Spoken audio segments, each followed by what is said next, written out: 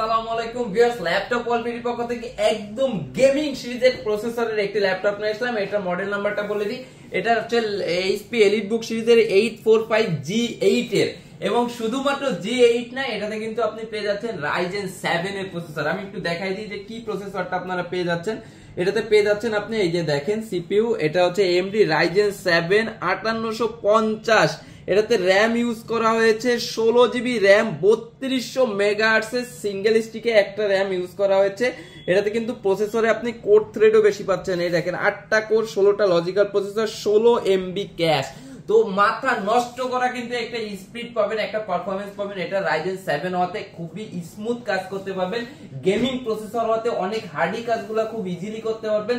ল্যাপটপটার price laptop ওয়ালপিডির পক্ষ থেকে দিয়ে রাখতেছি শুধু মাত্র 52,000 টাকা, আর স্পেশালি এই ভিডিওটার জন্য শুধুমাত্র 50,000 টাকা, শুধুমাত্র Ryzen 7।